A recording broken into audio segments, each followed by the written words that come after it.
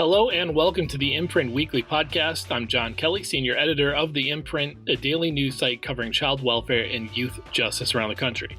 You can read all of our coverage at imprintnews.org or check us out on Facebook or Twitter at the Imprint News. You can sign up on our homepage for our free weekly and monthly newsletters. And for professionals in child welfare and youth justice, subscribe to our Youth Services Insider section for a closer look at news on business policy and practice. The Imprint Weekly Podcast is also a member of the Safe Camp Audio Network. You can check out our show page and all of Safe Camp's other great podcasts at safecampaudio.org, on the web at Safe Camp Audio, on all social media. It is headlines week on the Imprint Weekly Podcast, so you just got me today. I'm going to rip through some lawsuit stuff, some things going on Capitol Hill, recommend a few Imprint news stories to you. Before I get to that, let me quickly plug a great online event we have coming up here on June 11th, 2 p.m. Eastern Time. You should join our Youth Voices Rising team for a groundbreaking panel discussion called Culturally Competent Care. This is going to feature lived experience experts who have experienced life within families and communities outside of their own cultures and languages. The panel is going to illuminate best practices, emphasizing the importance of creating safe spaces, culturally competent practitioners, and fostering culturally affirming community spaces, groups, and activities. So I will drop a link to that event. Free registration, June 11th, 2 p.m. Eastern Time, Culturally Competent Care. Don't miss it. All right, so let's start out on the legal beats. I'm going to start this week with a few things that are upcoming. The first one, we will probably, by the time this uploads into the old podcast world, there will be a story with much more depth on this on the Imprint website at imprintnews.org. But there are going to be oral arguments this week in a Michigan case called In Re Bates, and this is going to be heard by the Michigan Supreme Court. Like I said, check back for the Imprint for a much better explainer with a lot of depth on this case this week. But here in a nutshell is what's going to happen.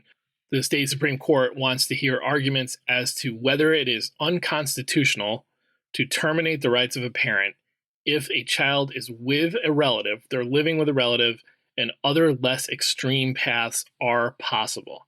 Now, like I said, this is a Michigan case. It is being heard by the Michigan State Supreme Court. Obviously, it has the chance to change policy within this state. I say this state because I live in it, but there is no, precedent attached here. I mean, this is not important in and of itself to any state, but I was actually having coffee with a lawyer in another state for parents recently, and we got to talking about this case, and I just sort of asked her, is this a big deal for you in a state of Minnesota? She was from Minnesota. She said it is a big deal because these cases, when they succeed, are kind of like beacons. It kind of fires up a beacon to appellate counsel and people who are interested in these issues in child welfare.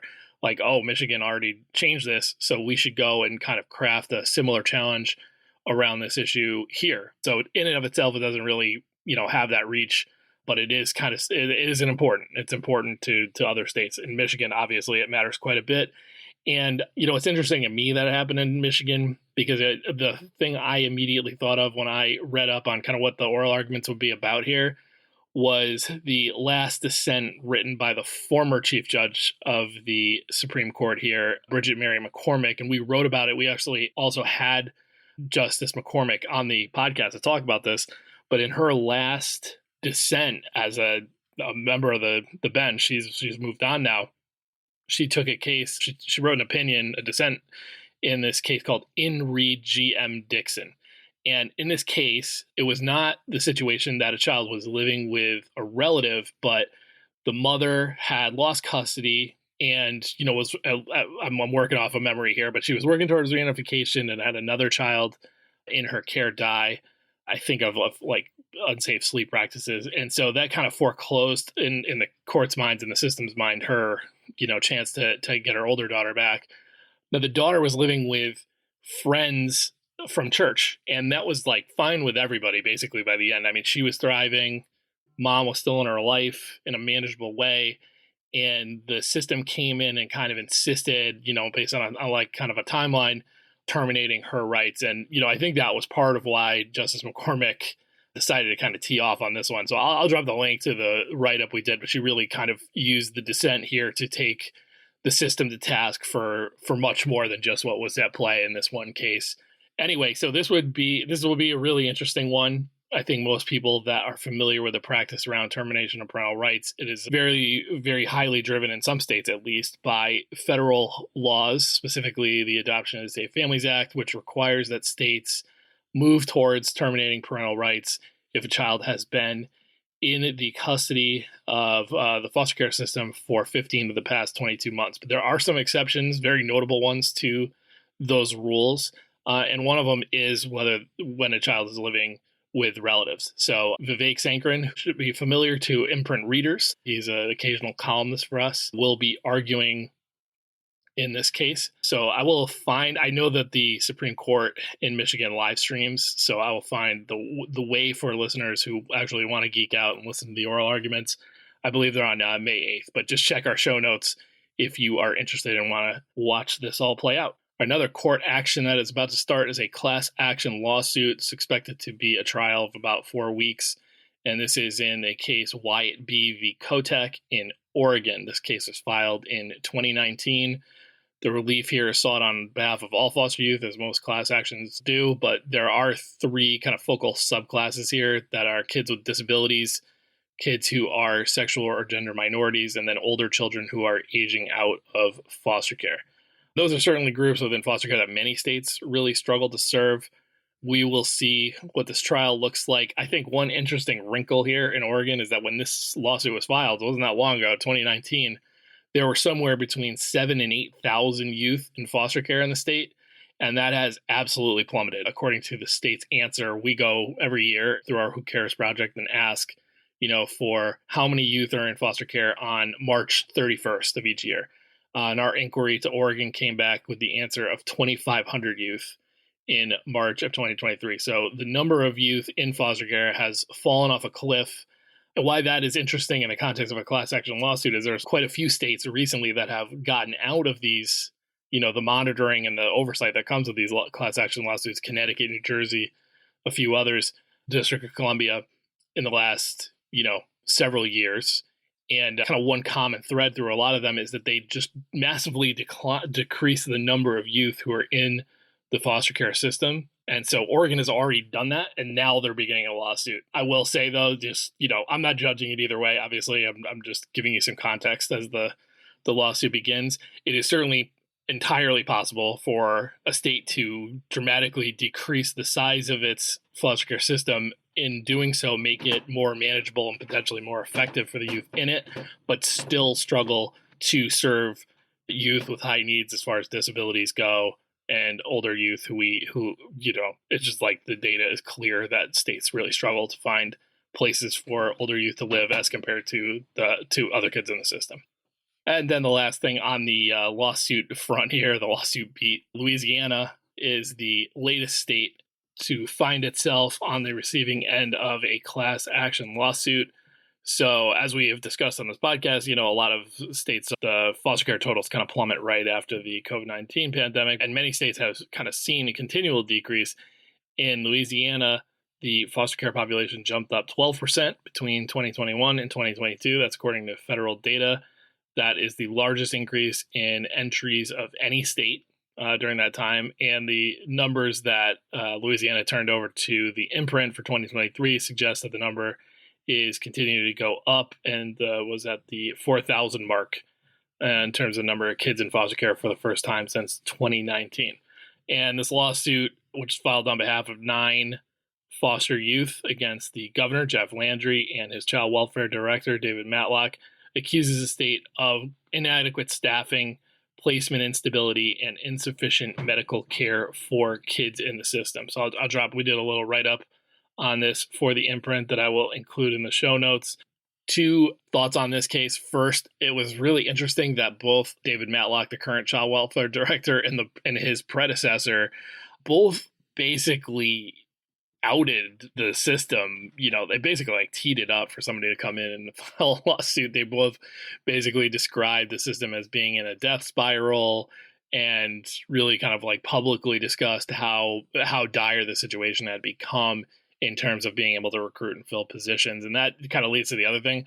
I mean, we have years ago on this podcast talked about the fact that the, COVID-19 challenges with employment and keeping both workers and kids safe in any, foster homes and group care facilities and things like that gave way to the Great Resignation and the issues of just hearing, in multiple states that people are either leaving for jobs in other states or they were just walking down the street to, Target or Costco and getting a much better paying job than the extremely stressful one of being a caseworker, things like that. And I think, at the time I kind of felt like these things are really precursors to the potentially worst case scenario, which is it's all these vacancy rates, but the best people on the staff who care the most and are willing to stick around through a really tough time are essentially rewarded. Not that anybody would want this for them, but with enormous caseloads, and that they would then really struggle and to the point of crisis. And then when they leave, what happens? And then factor into that challenges with recruiting people to the child welfare workforce when, frankly, there's a lot of conversations about whether or not it's, in some circles, whether it's appropriate to be a child welfare caseworker and having those kind of discussions on college campuses, right? So this is all, I think Louisiana is in this lawsuit, when you look at the details, and I mean, obviously this will play out in court, really paints a picture of just like how dire it's probably gotten in some of these places when you're talking about matching up the right number or the necessary number of workers to kids. All right, let's take a quick break and then we'll come back with some more headlines. Are you a professional in the field of child welfare, juvenile justice, or other family and youth services? Subscribe today to Youth Services Insider, the imprint's exclusive section on all the insider news you need to stay in the know. Funding opportunities, major federal and state policy shifts, interviews with key leaders in the field. It's all available only for our Youth Services Insider subscribers. Sign up for a monthly or yearly subscription today by visiting imprintnews.org/subscribe. Our podcast listeners get 10% off their subscription by entering the promo code PODCAST10. That's imprintnews.org/subscribe and get 10% off your subscription by entering the promo code PODCAST10 today. All right, let's talk about some goings-on on Capitol Hill. This first one, I'm going to, again, caveat by saying that we will soon have a much more in-depth explainer for this on the imprint, but I'll go over this a little bit here. So last fall, the Biden administration proposed to require, in a rulemaking fashion, that state child welfare agencies, and I'm quoting here from the original kind of proposal, implement specific processes and requirements to ensure that youth who identify as LGBTQI+, so youth with different sexual orientations, gender identity, and gender expression, are in, quote, safe and appropriate, end quote, foster homes or other placements. Okay, so that was back last fall. This was done right around the same time as they issued another proposed rule that we have talked about here, which is the alternate path to licensing and then compensating kinship caregivers, relatives, family, friends. This has now been finalized, and they received, basically the way that rulemaking works is you put a proposed rule out, you get public comments, and then you work towards a final rule that you then publish. So that is the process that has happened. The administration received more than 13,000 comments on this rule about safe and appropriate homes for LGBTQI youth. Now, just, to be fair, a lot of those were forms, right? Like somebody writes one form and says, send this, copy this and send it. We want to get this input strongly to the administration to consider. So like I said, we'll have an explainer piece out soon here, but here's basically the gist of it. I think they heard back a lot of comments that said, well, shouldn't every home be a safe and appropriate? Why would we ever have a foster home that was not safe and appropriate? Fair point. So basically they kind of went ahead in this final rule and put a little bit more of a specific definition to what this means for LGBTQI youth, and created another term, which is designated placement. So just the nutshell here, please go read the explainer once I've had time to do this better, is that, a foster family can identify itself or a congregate care facility or whatever as a designated placement. And by doing so, you're basically kind of avowing that you will create and support a safe and supportive environment for LGBTQI youth, and that you will refer them and connect them to, appropriate and necessary services that are specifically tailored for their needs. So, to be honest, a little vague. I think there will be, I'll read through this thing a couple more times and kind of try and get the best sense of what exactly a designated placement is putting itself on the hook for. And putting it on a hook is a poor choice of words, because I think a lot of people that will seek this out, or programs that will seek this out, will want to anyway. But I think the other piece of this is they've set this up without actually putting in a specific requirement for how, like a quantity measure of how many designated placements a state needs to have. It just simply says that all LGBTQI youth, or at least those who identify themselves as such to workers or people in the system, should have access to a designated placement. So there's a little bit of weirdness there, right? Like, you are basically saying all youth who identify as such should have access, but we're not going to tell you exactly how many to have. If you go to the fine print at the bottom of federal rules and stuff like that, the Federal Register, they usually put like an estimate of what they think things will cost, or numbers around, rules. It looked to me like they expect that for a lot of states, 15% of their foster care capacity will have to be designated placements. But check back on the imprint soon. We will have a much better kind of dive into this very soon in the future. Next up, Representative Gwen Moore, she represents part of Wisconsin, has been trying to, put something into federal law that would sort of separate the concept of poverty from neglect as far as federal policy is concerned. And she is trying that again this year. Moore has reintroduced the Family Poverty is Not Child Neglect Act, which is a bill she first offered up in 2018. It will revise, if it passes, the Child Abuse Prevention and Treatment Act, frequently referred to as CAPTA. So how this would work, what she's trying to do: CAPTA makes money available for grants that states can then apply to, and they have to be eligible for. And they sort of, CAPTA delineates what the grants can be used for. There are two in particular that Moore's bill would amend. One is the allowable use of the intake, assessment, screening, and investigation of reports of child abuse or neglect. So Moore would simply add that reports concerning a child's living arrangements or subsistence needs are addressed through services and benefits, and that no child is separated from the child's parent for reasons of poverty. And then another allowable use for CAPTA grants: enhancing the general child protective system by developing, improving, and implementing risk and safety assessment tools and protocols, including differential response. And for that, Moore just simply amends at the end that states shall not authorize the separation of any child from the child's parent or guardian on the basis of poverty. So, it's been 5 years in the running. This thing hasn't really moved out of just simply being introduced much. I kind of feel like this might be the year. I definitely think that there's more interest in this issue now. We've had states all over the country taking a look at kind of better defining or more finely tuning their definition of neglect and dependency code. Texas is one of them. We'll talk about that in a second. So we'll see. Last bit of Capitol Hill news. It appears, and I have not confirmed this officially with the Administration for Children and Families, which is the kind of main overarching child welfare agency within the federal government, that the head of the U.S. Children's Bureau, Asia Schomburg, is planning to leave the administration, the Biden administration, after 3 years. She came on in March of 2021. She came from the Child Welfare and Juvenile Justice Agency in New York City. And as I mentioned, led the U.S. Children's Bureau, which is really kind of like the front line of policymaking and fund distribution on child welfare. Things like the Title IV-E and Title IV-B funding and things like that come out of the Children's Bureau. So Ms. Schomburg, coming in March 2021, was the first, top child welfare official for the Biden administration. There's really three big jobs. I mean, obviously, the Secretary of the Health and Human Services Administration is the kind of big cheese.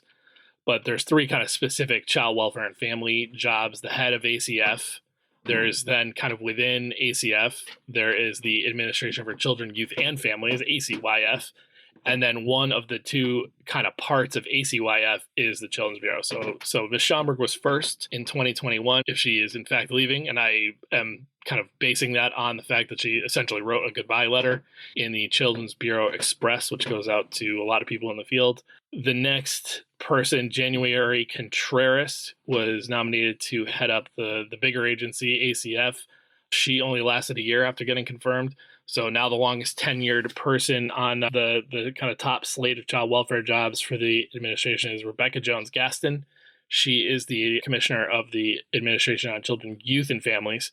So she got confirmed, I think, in the spring of 2022. I'm going to say it's pretty doubtful that we'll have a nominee to lead ACF, like a Senate confirmed person in that job before re-election, and then we'll see what happens with the election. And more than likely that Ms. Schomburg will be replaced by an interim era acting head of Children's Bureau until the election as well. All right, and as always, we'll round it out with me recommending some of the great work that my colleagues here at the Imprint are doing.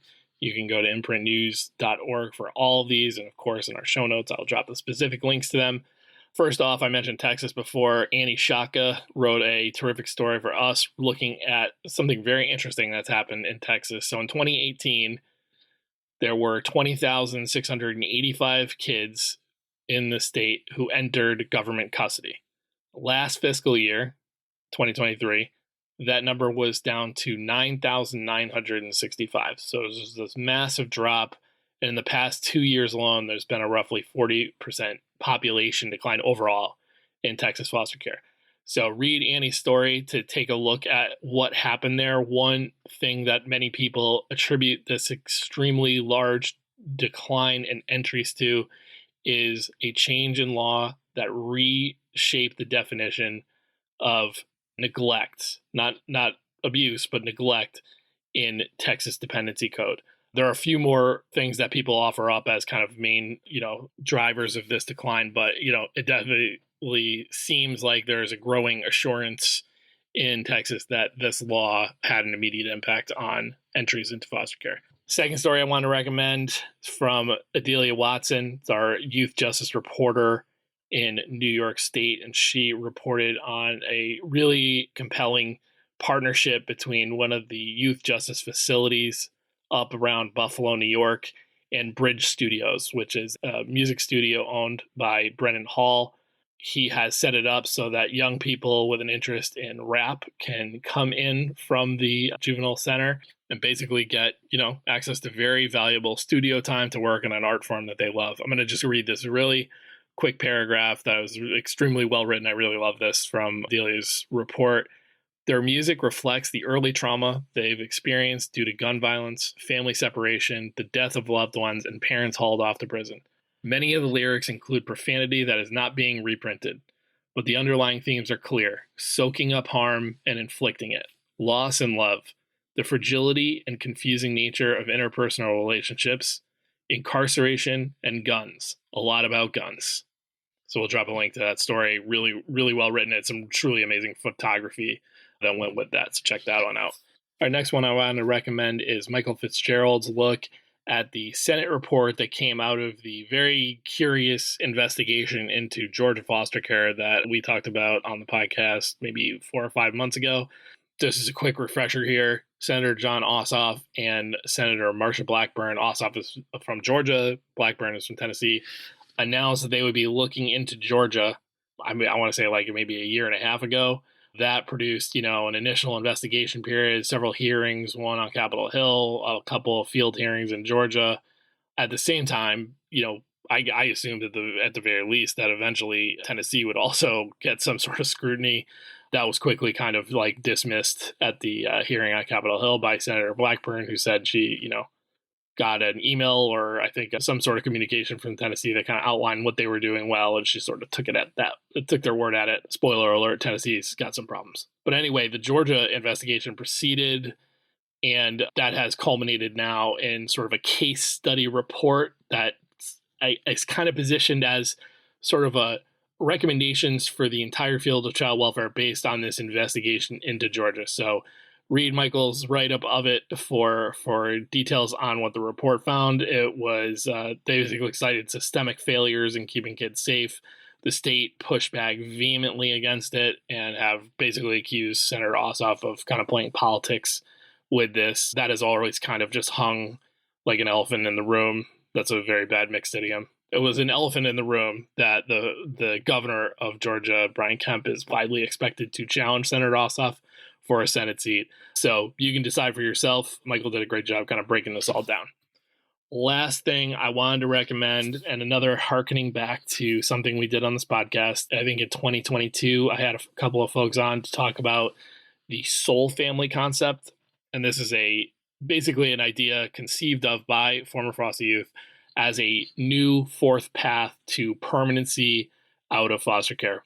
So obviously we know that reunification is kind of the primary way in which young people exit to permanency from foster care.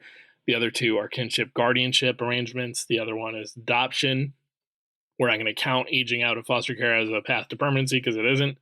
So what these guys proposed was this concept of a soul family where youth are kind of in control of identifying different adults. They may not all be related or people that live together, who put together kind of in a legal agreement, make up their support network as they move from the foster care system towards adulthood. And so, just by way of example, a young person might identify that their like older sibling is who they're going to live with, but their lawyer from when they were in foster care was going to be their kind of legal guardian, or somebody else in their life, maybe a teacher, was going to be a mentor, things like that. So it was really just putting some kind of firmness to a plan. And the idea is really that the young person is calling the shots on this.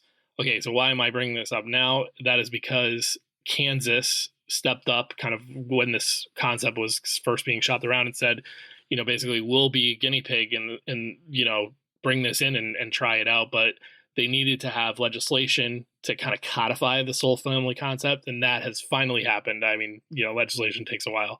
So they have finally gotten that through the Kansas legislature and signed by the governor. And so the soul family will be a fourth path to permanency in Kansas. I think it'll probably take at least a year. That's just a total guess. I'm not basing that on anybody telling me that. For them to actually kind of develop the guidance that they're going to need. They're going to need to train caseworkers to even know that this is a thing. Same thing for judges. Same thing for foster youth. They're going to have to make sure that young people know that this is like an option that's available to them.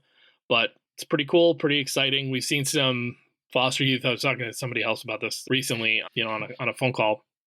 It's very cool to see that the ideas of groups of foster youth and former foster youth are coming to fruition. You got the soul family here, the foster youth to independence program, which is established on-demand housing vouchers for young people as they kind of leave even extended foster care into their mid-20s. That was all created by, a group of foster youth from Ohio. And they deserve credit for that. So pretty cool stuff. All right, that's going to wrap it up for this week. The Imprint Weekly Podcast is a production of the Safe Camp Audio Network, which is a division of Fostering Media Connections. Please visit safecampaudio.org on the web or at safecampaudio on all major social media. This podcast is produced and mixed by Christine Anjoko with music by Luke Giroux and Cyrus Elia. If you enjoyed this episode, we would love it if you consider subscribing or giving us a 5-star rating on Apple, Spotify, or wherever you download your podcasts. And we would greatly appreciate if you consider supporting our work here on the podcast and in print. Small donations from our listeners and readers go a long way towards helping us grow and cover more great stories in child welfare and youth justice. To support us, very easy. Just visit imprintnews.org/donate. You can follow The Imprint on Twitter and Facebook by searching the handle @TheImprintNews and visit us on the web at imprintnews.org. You can always email us at tips@imprintnews.org. I'm John Kelly, and we'll see you next week.